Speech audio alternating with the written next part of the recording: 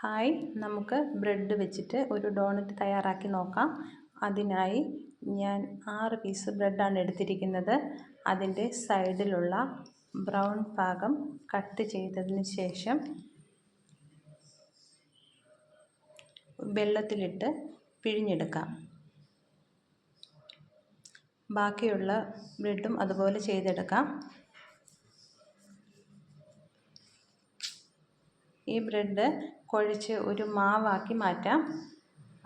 Pan വെച്ച് എണ്ണ ഒഴിക്കുക. തയ്യാറാക്കി വെച്ച് മാവിൽ നിന്ന് കുറച്ച് ഭാഗം എടുത്ത് നന്നായി കയ്യിൽ വെച്ച് ഉരുട്ടി മയപ്പെടുത്തി ഒരു ബോൾ പോലെ ആക്കുക. അതിനുശേഷം അതിൻ്റെ നടുക്കൊരു ഹോൾ ഇട്ട് കൊടുക്കുക. എല്ലാം ഇതുപോലെ ചെയ്തെടുക്കാം. അതിനുശേഷം തിളച്ച എണ്ണയിലേക്ക് തയ്യാറാക്കി വെച്ച് ഡോണറ്റ് എല്ലാം ഇട്ട് കൊടുക്കുക.